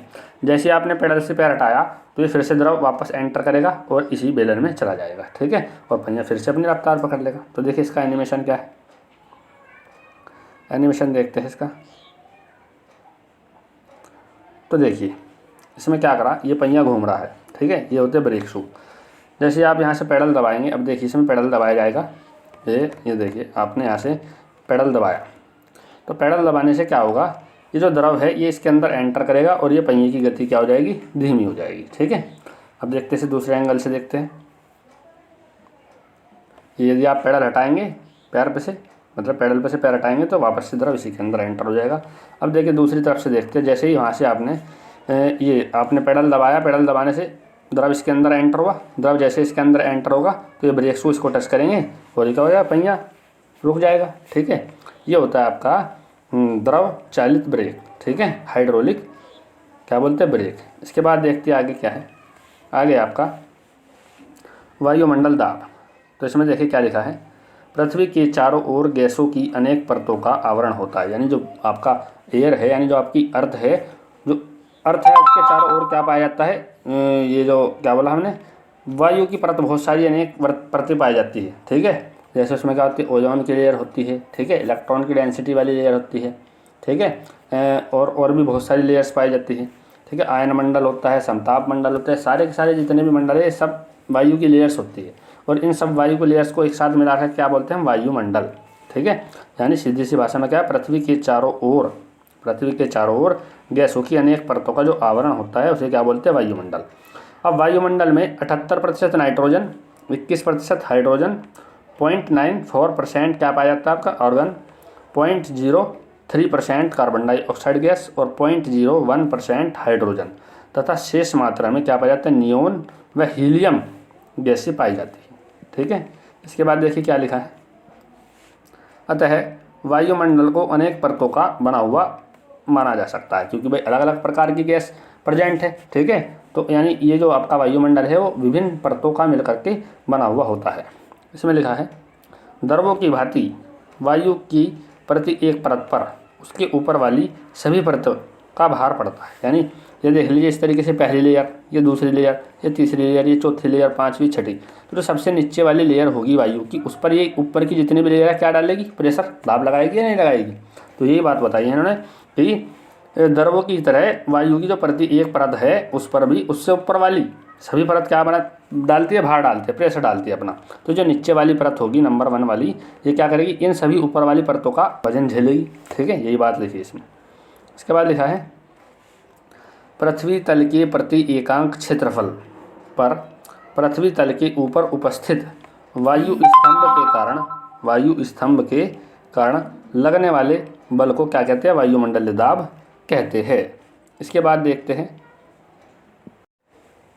इसमें लिखा है नोट, पृथ्वी तल से ऊपर जाने पर वायुमंडल दाब घटता है। भाई जैसे जैसे ये मान ले पहली लेयर, ये दूसरी लेयर, ये तीसरी लेयर, ये चौथी, पांचवी, छठी, जैसे जैसे आप ऊपर जाएंगे तो वायु की जो परतें है वे कम होती चली जाएगी। और जब वायु की परतें कम होती चली जाएगी तो जो वायु की नीचे वाली परतें हैं उन पर प्रेशर कम होगा। यदि आप यहाँ पर है तो यहाँ पर आप प्रेशर कम महसूस करेंगे, यदि यहाँ पर है तो यहाँ पर ज़्यादा प्रेशर महसूस करेंगे, क्योंकि यहाँ पर ज़्यादा वायु की लेयर है। ठीक है, ज़्यादा वायु की परतें हैं। जैसे आप यहाँ पर पहुँचे तो और कम हो जाएगी। यानी जैसे जैसे ऊपर जाते हैं वायुमंडल का दाब क्या होता है, घटता चला जाता है। यही बात इसमें लिखी है। इसके बाद लिखा है वायुमंडलीय दाब के मात्रक। तो देखिए इसमें क्या लिखा है, नंबर 1, SI पद्धति में इसका मात्रक क्या होता है, न्यूटन प्रति मीटर स्क्वायर, और इसे हम क्या बोलते हैं, पास्कल। ठीक है, पास्कल ने बताया था, इसलिए इसे क्या बोलते हैं, पास्कल। यानी आपका 1 पास्कल बराबर कितना होगा, 1 न्यूटन प्रति मीटर स्क्वायर। इसके बाद नंबर 2, वायुमंडल का एक मात्रक बार भी होता है। क्या होता है, बार। तीसरा, वायुमंडलीय दाब का एक अन्य मात्रक टोर भी होता है। तो देखिए ये मात्रक आपको पता होना चाहिए, ये सब किसके है, वायुमंडल के मात्रक है। इसके बाद लिखा है, एक टोर बराबर क्या होता है, 1 मिलीमीटर पारे के स्तंभ का दाब। अभी 1 मिलीमीटर पारे के स्तंभ का दाब क्या होता है, जो मरकरी होती है, मरकरी इसे बोलते हैं पारा। ठीक है, तो 1 मिलीमीटर यदि आप एक टोर किसी पर प्रेशर लगाएंगे तो उस जो पारा है वो 1 मिलीमीटर ऊपर खिसक जाता है। इसे बोलते हैं 1 मिलीमीटर पारे के स्तंभ के दाब के बराबर होता है एक टोर। यदि से आप पास्कल में लिखोगे टोर को तो कितना होता है, 133.28 पास्कल। ठीक है, ये अब आगे बहुत खास है जो इसमें लिखा है, परमाणिक वायुमंडलीय दाब, वेरी वेरी इंपॉर्टेंट, ये आपको याद रखना है। ये कितना होता है भाई, 1.013 गुणा 10⁵ न्यूटन प्रति मीटर स्क्वायर। ये आपको जरूर याद रखना है ये। ठीक है, न्यूटन प्रति मीटर स्क्वायर में इसे होता है SI मात्रक। तो ये पूछा जाता है SI मात्रक में वायुमंडलीय दाब बताइए। तो वायुमंडलीय दाब SI मात्रक में लिखा आपके सामने। इसके बाद लिखा है, वायुमंडल को प्रभावित करने वाले कारक, यानी कौन कौन से फैक्टर है जो वायुमंडल को प्रभावित करते हैं। पहले लिखा है ताप का प्रभाव। तो इसमें लिखा है, ताप बढ़ाने पर वायुमंडल का घनत्व घट जाता है। वायुमंडल का घनत्व मतलब क्या होता है, जैसे आप टेम्परेचर बढ़ाते हैं तो टेम्परेचर बढ़ने से होता है वायु के पार्टिकल एक दूसरे से दूर दूर चले जाते हैं। क्यों, क्योंकि जैसे आपने टेम्परेचर बढ़ाया तो टेम्परेचर बढ़ाने से क्या होगा, जो वायु के कण हैं उनके पास क्या आ जाएगी, काइनेटिक एनर्जी। और जिसके पास जितनी ज़्यादा एनर्जी होगी वो उतना ज़्यादा क्या होगा, अनस्टेबल, यानी उतना ज़्यादा क्या होगा, अस्थिर होगा। और अस्थिर होगा तो गति करेगा। यानी मान लीजिए वायु की लेयर है, ठीक है। और जब आपने टेम्परेचर बढ़ाया तो टेम्परेचर बढ़ाने से क्या होगा, यहाँ पर कण उपस्थित होगी वे यहाँ से क्या करेंगे, गति करने शुरू कर देंगे, ठीक है। तो इससे क्या होगा, जो ऊपर की वायु की परतें है उनका घनत्व, ठीक है, यानी डेंसिटी क्या होगी, कम हो जाएगी। और जिससे आपका क्या होगा, वायुमंडलीय दाब भी, क्या लिखा रखा है इसमें, जिससे वायुमंडलीय दाब भी घटता है, ठीक है, यानी वायुमंडलीय दाब भी घट जाए, क्योंकि भाई ऊपर की परतें क्या होगी, जो उनके अंदर वायु की लेयर होगी, जो वायु के पार्टिकल होंगे वे अपना स्थान छोड़ कर जाना शुरू कर देंगे। क्यों? क्योंकि टेम्परेचर बढ़ाने से उनके पास क्या आ गई है, काइनेटिक एनर्जी। और जब काइनेटिक एनर्जी इनके पास आ जाएगी तो ये अपना स्थान छोड़ के जाना शुरू कर देंगे और ऊपर से प्रेशर कम होना शुरू हो जाएगा, तो वायुमंडलीय दाब भी घट जाएगा। और लिखा तथा ताप घटाने पर वायुमंडलीय दाब बढ़ता है। जब आप टेम्परेचर घटाएंगे तो क्या होगा, उनकी जो काइनेटिक एनर्जी होगी वो कम हो जाएगी और एक जगह स्थिर रहेंगे, यानी उनकी स्थितिज ऊर्जा उस टाइम पर बढ़ जाएगी। उसके बाद दूसरा कारक लिखा है जल वाष्प का प्रभाव। जल वाष्प यानी नमी, जैसे आप बोलते हैं, जैसे कोहरा होता है ना दिन में, जल वाष्प ये थोड़ा अलग प्रकार का होता है, कोहरा नहीं होता वास्तव में। तो इसके बाद देखा वायु में जल वाष्प बढ़ने पर उसका घनत्व घटता है, यानी यदि जल वाष्प बढ़ता है तो वायु की डेंसिटी यानी वायु का जो घनत्व है वो फिर से घट जाता है। यदि आपका घनत्व घटेगा तो फिर से वायुमंडलीय दाब घट जाएगा, ठीक है। उसके बाद देखिए आगे क्या लिखा है, आगे लिखा है इसमें, जब किसी वस्तु को किसी द्रव में पूर्ण या आंशिक रूप से डुबाया जाता है तो द्रव द्वारा उस वस्तु पर ऊपर की ओर एक बल लगाया जाता है, जिसे द्रव का उत्प्रेक्ष या क्या लिखा है, उत्प्लवन बल कहते हैं। ये वेरी इंपॉर्टेंट है, पेपर में इस बार जरूर आने वाला परिभाषा है। तो देखिए इसमें क्या लिखा है, यदि आपने क्या करा, किसी वस्तु को एक बीकर के अंदर रखा, यहाँ पर जल भर दिया, ठीक है। जल भरने के बाद आपने किसी वस्तु को ऐसे लिया, उसे नीचे की ओर इस पर प्रेशर लगाया, तो क्या करेगा, जल भी इस पर ऊपर की एक प्रेशर लगाएगा। तो जो जल ऊपर की ओर प्रेशर लगाएगा इस पर, उसी प्रेशर को हम क्या बोलते हैं, उत्प्लवन बल, ठीक है। तो उत्प्लवन क्या बल क्या होता है, यदि आप किसी कॉर्क वगैरह को लेके या फिर जो आपका होता है थर्माकोल का, यदि आप कोई टुकड़ा लेके जल के अंदर उसे प्रेशर लगा के नीचे की ओर धकेलेंगे तो ऊपर से क्या होगा, यानी नीचे से क्या होगा, द्रव भी उस पर ऊपर की ओर प्रेशर लगाएगा। जो द्रव के द्वारा जो प्रेशर लगाया जाता है वही क्या होता है, आपका उत्प्लवन बल, ठीक है। इसके बाद देखिए क्या लिखा है लास्ट, जब कोई वस्तु किसी द्रव में पूर्ण या आंशिक रूप से डूबी हुई तैरती, यानी या तो वो वस्तु पूरी तरह से डूब रही हो जल के अंदर, ठीक है, या कुछ हिस्सा डूब रहा हो और कुछ हिस्सा उसका पानी से ऊपर हो, ठीक है, तो सब बोलते हैं आंशिक डूबी हुई तैरती है, तो वस्तु का कुल भार वस्तु के डूबे हुए भार द्वारा हटाए गए द्रव के भार के बराबर होता है। इसे क्या लिखते हैं, इसे प्लवन या तैरने का नियम भी कहते हैं। तो पूछा जा सकता है तैरने का नियम क्या है, यानी जितना बॉडी का हिस्सा हमारा जल के अंदर होगा, तो हमने क्या करा, हमारा बॉडी का हिस्सा जल के अंदर चला गया, मतलब वहाँ जितना भी जल होगा हमने उसको उस स्थान से हटा दिया, ठीक है। यदि मेरा मान लिया बॉडी का हिस्सा छाती तक डूबा हुआ है जल के अंदर, तो यानी वहाँ पर क्या होगा, जितना मेरा छाती तक का वजन होगा उतना जल मैंने उस स्थान से हटा दिया जिस स्थान पर हमारा शरीर है, ठीक है। तो उसे बोलते हैं तैरने का नियम। अब देखिए इसका एनिमेशन उत्प्लवन बल का, तो देखिए इसमें जैसे हम इसे रिलीज़ करेंगे, ये हमने इसे रिलीज़ किया, ठीक है, तो जैसे हमने इसे रिलीज़ किया ये ऊपर की ओर गया ना तुरंत, यानी इस पर क्या हुआ, एक जल ने फोर्स लगाया ऊपर की ओर, ठीक है। तो जैसे इस पर जल ऊपर की ओर फोर्स लगाया, ये ऊपर की ओर तुरंत चला जाएगा। पर जब हमने इसे दबाया था नीचे की ओर, ठीक है, तो उसमें क्या हुआ था, हम ऊपर से फोर्स लगा रहे थे, जैसे हम अपना फोर्स हटाएंगे यानी हाथ हटाएंगे तो उससे क्या होगा, ये ऊपर की ओर जल के द्वारा इस पर दाब लगाया जाएगा यानी फोर्स लगाया जाएगा, तो उस बल को ही हम क्या कहते हैं, उत्प्लवन बल, ठीक है। आज के लिए इतना ही, ये चैप्टर यहीं पर फिनिश हुआ। यदि आपको कुछ प्रॉब्लम है तो आप कमेंट करके ज़रूर पूछिएगा। Thank you very much for watching. Hello बच्चों, स्वागत है आप सभी का हमारे YouTube channel JSM studies online पर। तो हम दूसरा चैप्टर पढ़ रहे थे, चैप्टर का नाम था तरल दाब यानी फ्लूइड प्रेशर। इसमें अब तक हमने 2 लेक्चर कवर कर लिए हैं, आज हम तीसरा लेक्चर पढ़ेंगे और 2 लेक्चर में हमने अपना चैप्टर तो कंप्लीट कर लिया था, ठीक है। अब जो लेक्चर होगा इस लेक्चर में हम क्या क्या कवर करेंगे, आइए देखते हैं। इस लेक्चर में जो हम टॉपिक पढ़ेंगे, पहला टॉपिक होगा अध्याय का सारांश, यानी जो कुछ भी हमने चैप्टर में पढ़ा है उसे हम सब चीज़ों को शॉर्ट में एक बार जल्दी रिवाइज करेंगे। उसके बाद हो गए अति लघुत्तरीय क्वेश्चन यानी शॉर्ट आंसर टाइप क्वेश्चन। उसके बाद जो होगा वो होगा आंकिक प्रश्न यानी न्यूमेरिकल्स हम देखेंगे इसमें, ठीक है। तो चलिए शुरू करते हैं आज का तीसरा लेक्चर। पहला टॉपिक है अति लघुत्तरीय प्रश्न। तो देखिए पहला क्वेश्चन क्या है, बल एक सदिश राशि है, दाब किस प्रकार की राशि है, अदिश है या सदिश है। तो जो दाब होती है आपकी अदिश राशि, ठीक है। और जो बल है, बल कैसा होता है, सदिश राशि। और दाब का और जो बल का फॉर्मूला होता है, तो दाब का फॉर्मूला होता है P बराबर F/A, ठीक है। तो आपका जो दाब है, दाब क्या होता है भाई, बल बटा क्षेत्रफल का अनुपात।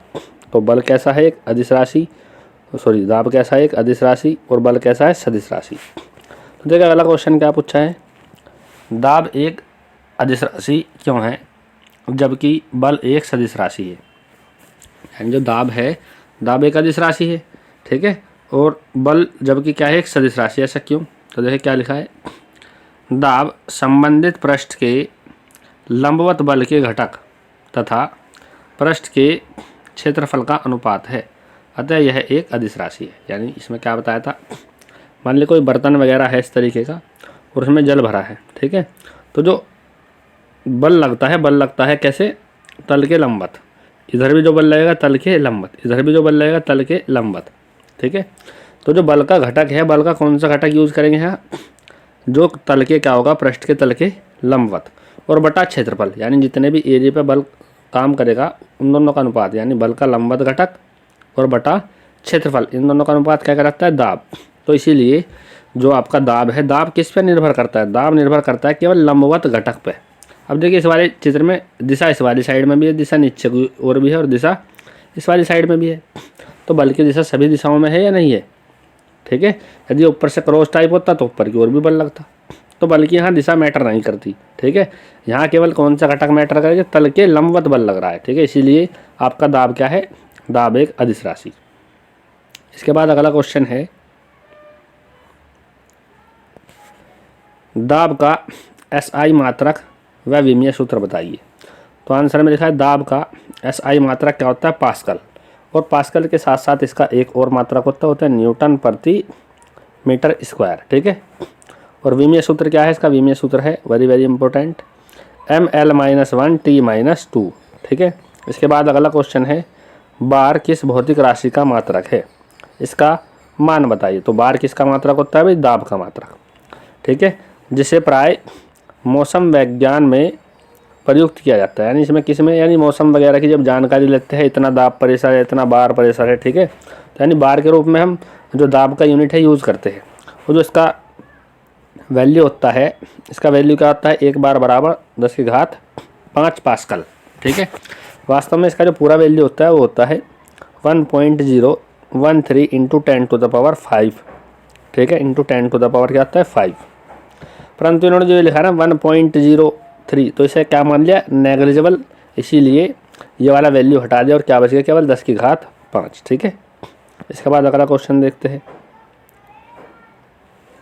अगला क्वेश्चन है, वायुमंडलीय दाब का कितना मान होता है। तो देखिए जो हमने आपको बताया तो वही है, आंसर है 1.013 × 10⁵ न्यूटन प्रति मीटर स्क्वायर। इसे न्यूटन प्रति मीटर स्क्वायर कह दो या पास्कल कह दो, एक ही बात है।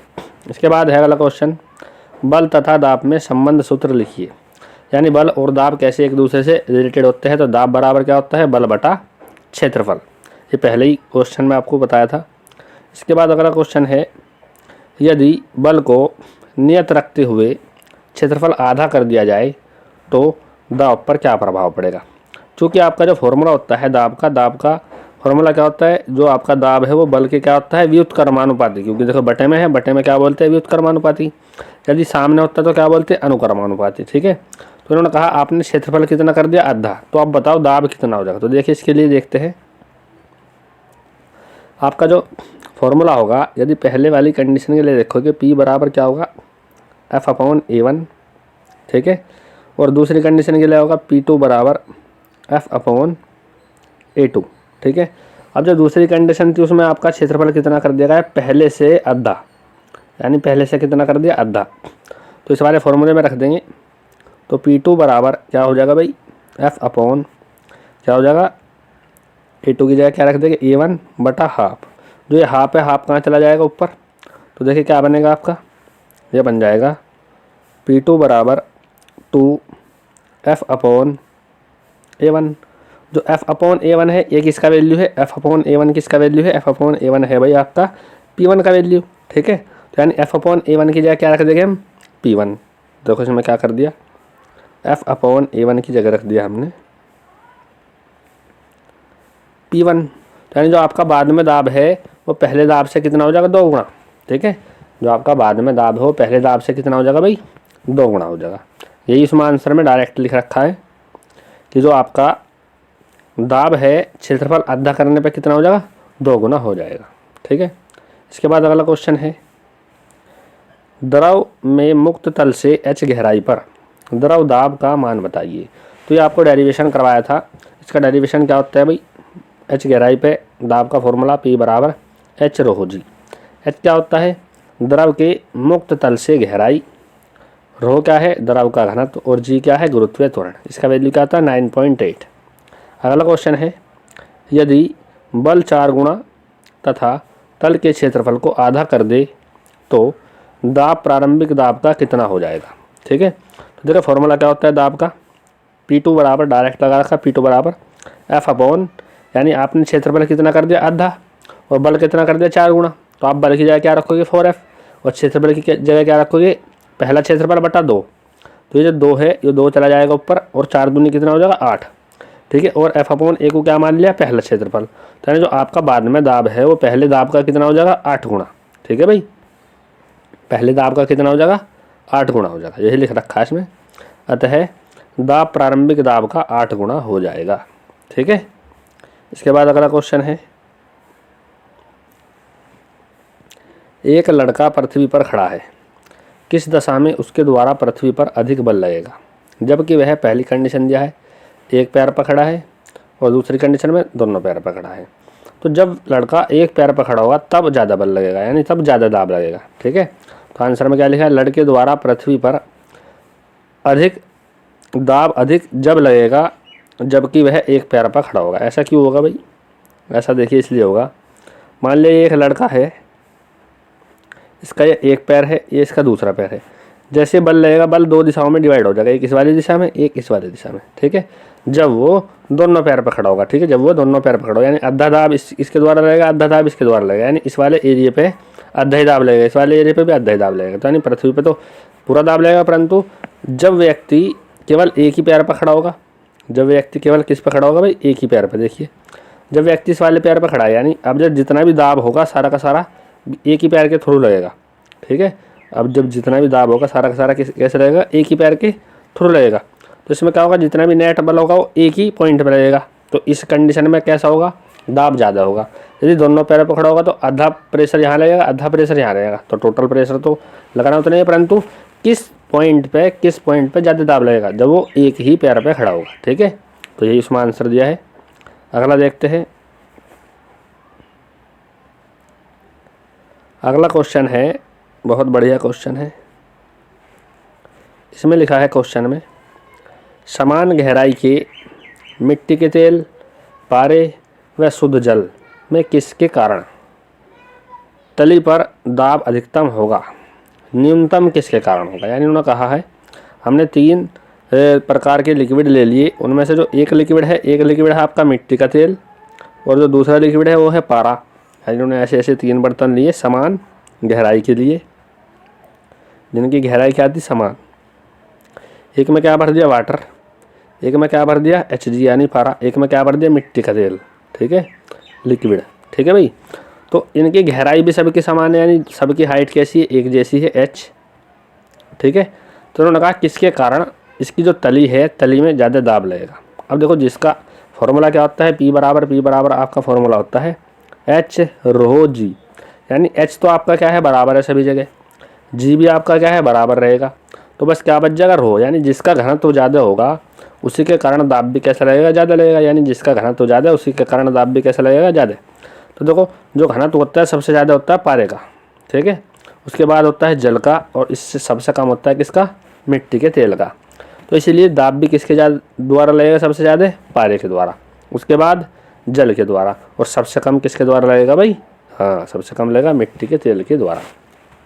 तो देखिए आंसर में क्या दिया है, दिए गए द्रवों में पारे का घनत्व सबसे अधिक है वह मिट्टी के तेल का घनत्व सबसे कम है, अतः समान गहराई पर पारे के कारण दाब अधिकतम व मिट्टी के तेल के कारण दाब न्यूनतम होगा।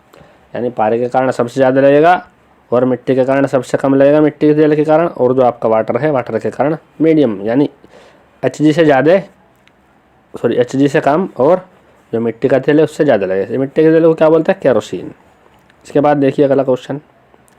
अगला है इसमें अध्याय का सारांश, यानी जो कुछ भी हमने पढ़ा अब तक उसमें देखते हैं हमने क्या क्या सीखा। तो पहला पॉइंट लिखा है, वे पदार्थ जो बल लगाने पर प्रवाहित हो सकते हैं, प्रवाहित हो सकते हैं मतलब बह सकते हैं, तरल कहलाते हैं। द्रव तथा गैस तरल कहलाते हैं। यानी ऐसे कौन से पदार्थ है जो बल लगाने पर बह सकते हैं? एक तो द्रव है, एक क्या है? गैस।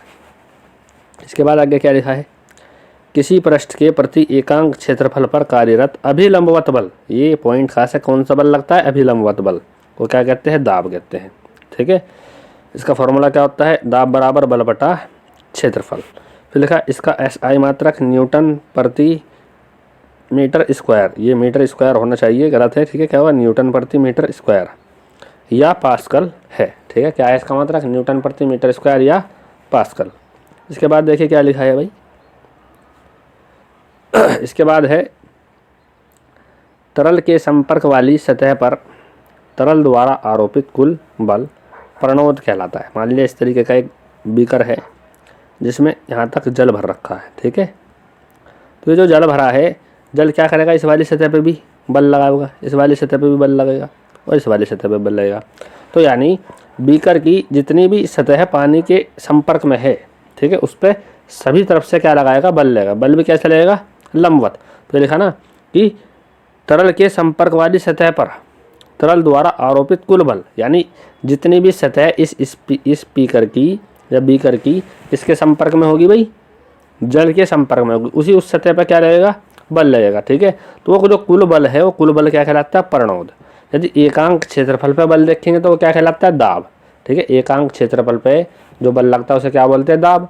ठीक है, और यदि कुल सतह पर बल देखेंगे तो उसे क्या बोलते हैं? प्रणोद। तो आपको ध्यान रखना है, प्रणोद क्या होता है? कुल जल के संपर्क वाली सतह पर लगाया गया बल।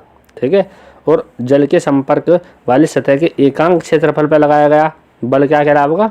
आपका तरल दाब। ठीक है, तो इसके बाद ये लिखा है, किसी बर्तन में रखे तरल द्वारा बर्तन की दीवार के प्रति एकांक क्षेत्रफल, देखो यदि एकांक क्षेत्रफल पर लगाया गया बल होगा तो उसे क्या बोलोगे? तरल दाब।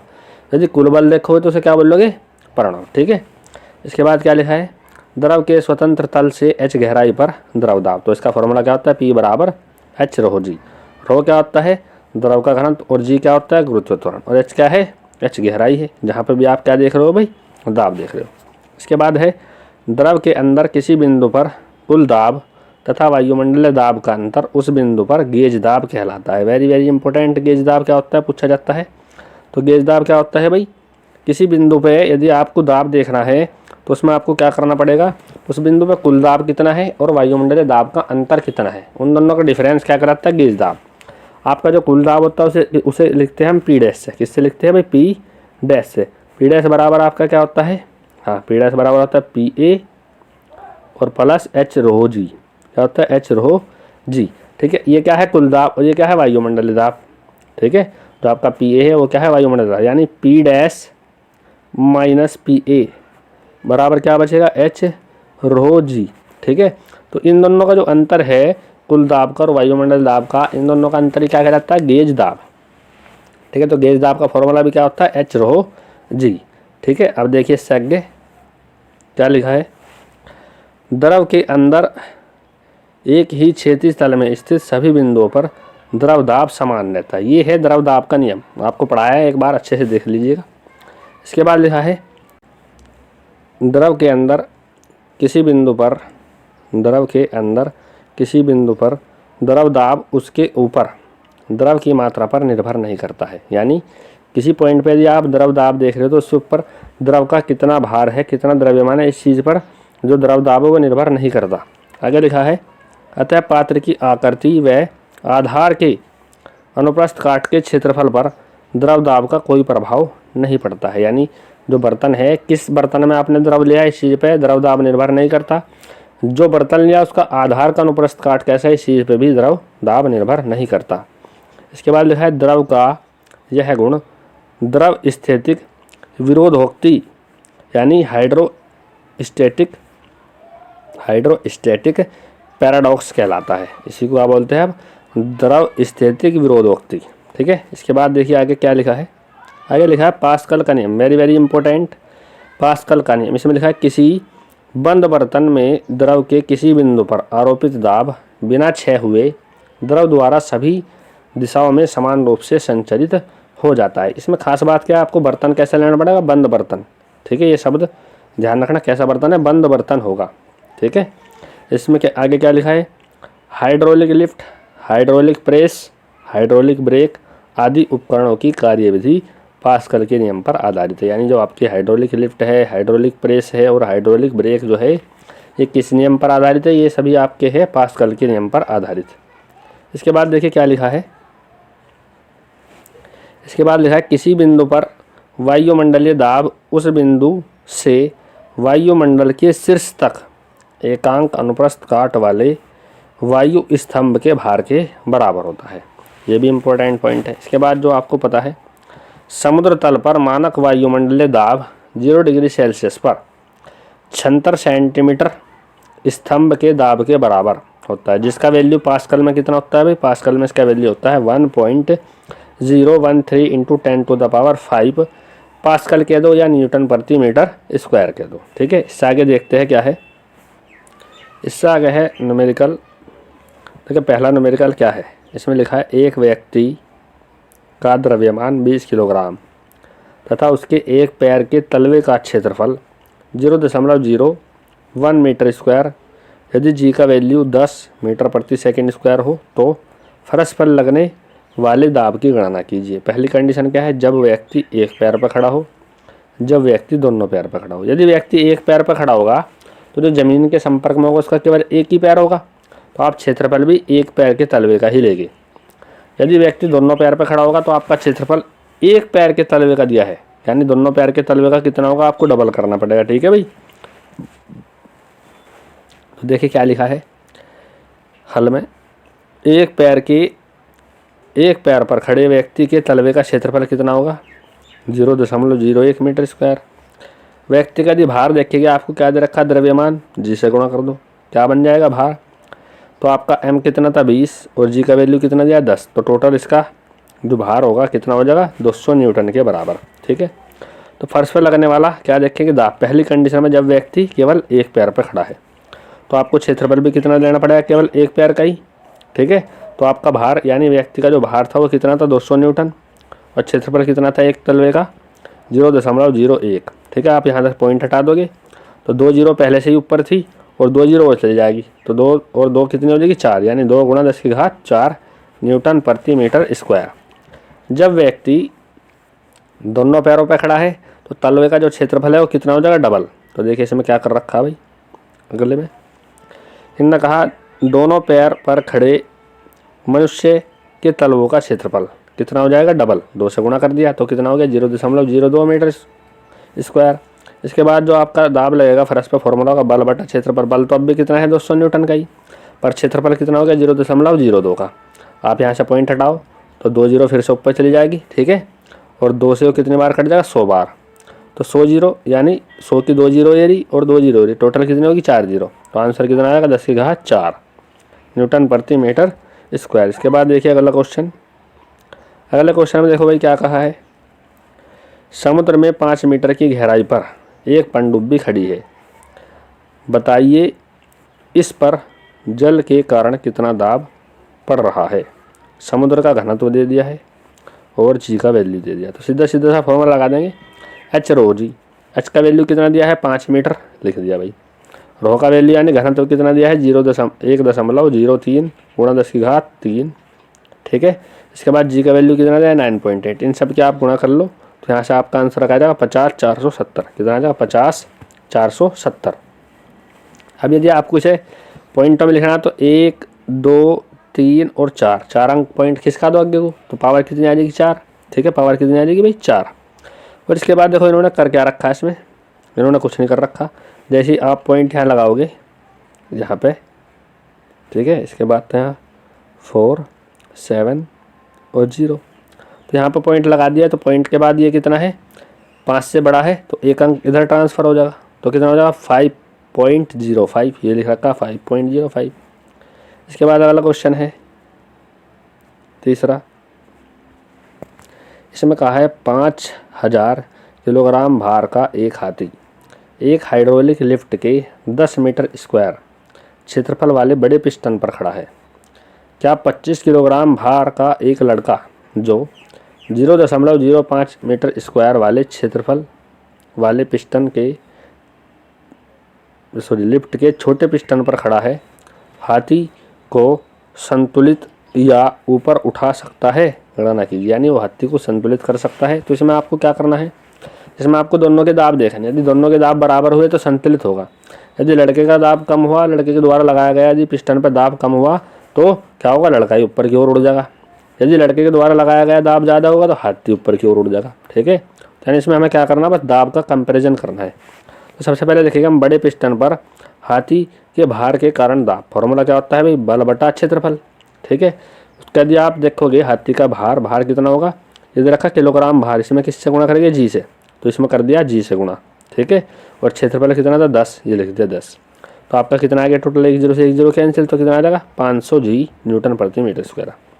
अब देखिए लड़के के द्वारा कितना दाब लगाया गया था छोटे पिस्टन पर लड़के के भार के कारण दाब, तो फॉर्मूला क्या होगा, लड़के का भार 25 किलोग्राम भार को न्यूटन में बदलने के लिए जी से गुणा कर दिया।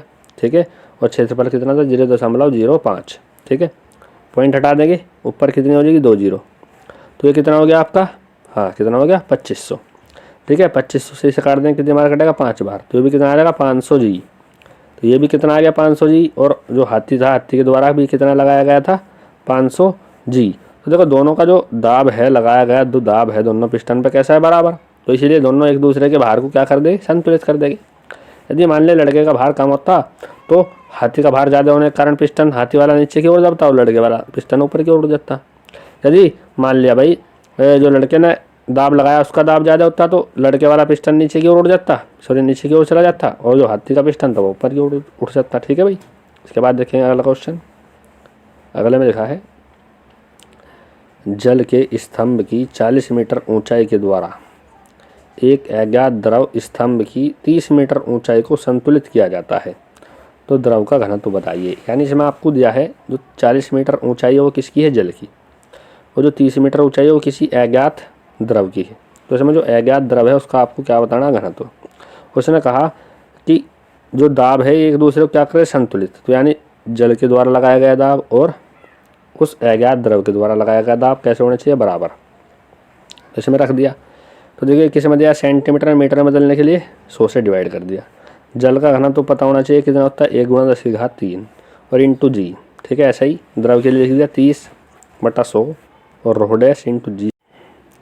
जी से जी कैंसिल हो जाएगा यहाँ पे, और 100 से 100 कैंसिल, इसका 1 0 से 1 0 कैंसिल। ठीक है, तो देखिए इसके बाद क्या बचेगा, यदि आप 3 से डिवाइड करोगे, 3 से कितनी बार कटेगा 1.33, यानी आपका आंसर कितना आ जाएगा, इधर क्या बचेगा आपका, इधर बचेगा 1.33 और इंटू 10⁻3। ठीक है, इधर आपका कुछ नहीं बचा, तो ये ρ डैश बराबर क्या आ जाएगा आपका 1.33 इंटू 10⁻3 किलोग्राम प्रति मीटर क्यूब, इसका होता है मात्रक। इसके बाद अगला क्वेश्चन है क्वेश्चन नंबर 5। इस क्वेश्चन में कहा है, पारे का 0.76 मीटर ऊंचा स्तंभ वायु के दाब के बराबर दाब डालता है, जल का कितना ऊंचा स्तंभ लेना होगा कि उसका दाब भी पारे के स्तंभ के दाब के बराबर हो, और जल का घनत्व है इतना। तो दिया क्या है इसमें, पारे के स्तंभ की ऊंचाई, पारे का घनत्व तो आपको याद होना चाहिए, जिसे क्या मान लिया ρ1, और पारे का घनत्व पानी का दिया है घनत्व कितना होता है 1 × 10⁻³ ये लिख रखा ना 3, एक गुणा में लिखे तो कुछ फर्क नहीं पड़ता। इसके बाद देखिए इसमें क्या करा है, इसमें मानना पानी के स्तंभ की ऊंचाई क्या है h2, क्योंकि h1 तो हमने किसकी मान ली थी, पारे की। तो उन्होंने कहा है कि जितना दाब आपका वाटर लगा होगा उतना ही दाब आपका क्या लगाना चाहिए, पारा भी लगाना चाहिए। ठीक है, तो वाटर और जो पारा है दोनों के लिए दाब कैसा होना चाहिए, बराबर। तो इसमें क्या लिखा, दाब का सूत्र क्या होता है, P = H ρg, इस सूत्र से लिया, और दोनों के जो दाब है रखती है बराबर, H1 ρ1g, H2 ρ2g, जी से जी कैंसिल। ठीक है, हमें क्या निकालना है, हमें निकालना है H2 हाइट, तो जो ρ2 है ρ2 कहाँ चला जाएगा, इनके बटे में, क्या आ जाएगा, H1 इंटू P1 बटा रो, ये लिख दिया H1 इंटू रो1 अपॉन रो2। ठीक है, H1 का वैल्यू कितना था, 0.76। रो1 किसका था ये घनत्व, ये था आपका पारे का घनत्व 13.6 × 10⁻3। और रो2 किसका है, जल का, तो 10⁻3 से 3 कैंसिल हो जाएगा, और जो 0.76 है और 13.6 यानी कि आपस में गुणा कर दो, तो इसमें क्या आ जाएगा, आपकी हाइट आ जाएगी। तो देखिए कितना आ गया भाई, ये आ गया आपका 10.34 मीटर। ठीक है, यही होगा इसका आंसर। इसके बाद अगला क्वेश्चन है, इस क्वेश्चन में कहा है छठे में, 5 मीटर ऊंचाई का एक टैंक आधा जल से तथा शेष 0.85 ग्राम प्रति सेंटीमीटर क्यूब घनत्व के द्रव से भरा है। टैंक के तल पर द्रव के द्वारा लगाया गया दाब ज्ञात कीजिए। ऐसे ऐसे क्वेश्चन आते हैं पेपर में, बढ़िया क्वेश्चन है। देखिए इसका सॉल्यूशन, इसमें देखिए क्या करना है आपको, फॉर्मूला लगाना है। इसमें क्या करा, इन्होंने एक टैंक लिया, वो टैंक लेने के बाद उसमें क्या करा, तो उसकी हाइट थी उसकी यहाँ से लेके यहाँ तक 5 मीटर की। तो आधे में क्या करा, आधे में तो भर दिया इन्होंने जल, और आधे में क्या भर दिया, कोई दूसरा द्रव भर दिया। ठीक है, लिक्विड। तो हाइट कितनी हो जाएगी, 5 का आधा 2.5, यानी हाइट तो दोनों के लिए कितनी हो जाएगी, 2.5। इसका घनत्व आपको दे रखा है, इसका घनत्व भी आपको दे रखा है, और जी का वैल्यू आपको पता ही है। तो टोटल दाब यदि इस पर निकालना होगा तो इस जल के कारण दाब और इस लिक्विड के कारण दाब दोनों को जोड़ देंगे। तो देखिए हाइट कितना आ जाएगा आपका, H/2। H कितना था आपका 5, वो किस में था, सेंटीमीटर में या मीटर में, आपका था वो किस में भाई, मीटर में। तो मीटर को किस में बदल लिया, सेंटीमीटर में। किससे गुणा कर दिया, 100 से, और बटा 2। ठीक है, क्यों करा ऐसा, क्योंकि आपका जो घनत्व है वो किस में दे रखा है, सेंटीमीटर में। ठीक है, किस में दे रखा है भाई, सेंटीमीटर में। तो सेंटीमीटर से नीचे से सेंटीमीटर कैंसिल हो जाएगा। ठीक है भाई, तो देखिए आपका जो घनत्व होता है वो 1 का दिया था 0.85, और जल का कितना होता है 1, जल का घनत्व कितना होता है भाई 1। ठीक है, तो इन्हें सबको जोड़ दिया, और यहाँ से आंसर कितना आ गया आपका, 462.5 ग्राम भार सेंटीमीटर स्क्वायर। इसके बाद है अगला क्वेश्चन। इस क्वेश्चन में देखिए क्या कहा, इसमें कहा है, एक गोताखोर समुद्र में 40 मीटर की गहराई पर तैर रहा है। जल स्तंभ के कारण उस पर कार्यरत दाब तथा उस पर कार्यरत कुल दाब ज्ञात कीजिए। समुद्र का घनत्व दे दिया आपको, एक वायुमंडल बराबर कितना होता है, 10⁵5 न्यूटन प्रति मीटर स्क्वायर, और जी का वैल्यू दिया है। यानी आपको जो वायुमंडलीय दाब है वो जो बताना है आपको, दाब और कुल दाब वो बताना है आपको वायुमंडल के पदों में। इसीलिए इन्होंने दिया है यहाँ एक वायुमंडल बराबर 10⁵5 न्यूटन प्रति मीटर स्क्वायर। ठीक है, इसीलिए आपको जो दाब है किसमें बताना है, वायुमंडल में। ठीक है, तो देखिए क्या कर रखा है इसमें भाई, सीधा सीधा सा फॉर्मूला लगा देंगे। फॉर्मूला क्या होता है, जल के स्तंभ की गहराई 40 मीटर, जल का घनत्व दिया है 10⁵3 यानी 1000। तो फॉर्मूला क्या होता है, जल स्तंभ का दाब H रो जी, H का वैल्यू है 40, रो का वैल्यू कितना है 1000, और जी का वैल्यू कितना है 10। सबकी गुणा कर दी तो कितना आ जाएगा, ये आ जाएगा आपका, कितना आ जाएगा भाई 4 लाख, यानी 4 × 10⁵5। अब ये आपका किस में है, न्यूटन प्रति मीटर स्क्वायर। इसमें इसे किस में बदलना है आपको, इसे बदलना है आपको किस में भाई, वायुमंडल में। तो आप क्या करेंगे, इससे 10⁵5 से क्या कर दोगे, डिवाइड। तो यही कर रखा है इसमें, 1 × 10⁵5 लिख दो या 10⁵5 लिख दो। ठीक है, 10⁵5 से 5 कैंसिल, तो क्या बच जाएगा आपका 4। तो आंसर क्या आ जाएगा, 4 वायुमंडलीय दाब। ठीक है, ये तो आपका आगे दाब। फिर उसमें पूछा कुल दाब, तो कुल दाब क्या होगा भाई, वायुमंडलीय दाब प्लस जल स्तंभ के कारण दाब। तो वायुमंडलीय दाब कितना होता है 1, और जो आपका जल स्तंभ के कारण दाब आया वो कितना होता है 4। तो इन्हें जोड़ देंगे, 4 और 1 कितना हो जाएगा, 5 वायुमंडलीय दाब। ठीक है, आज के लिए इतना ही, थैंक यू।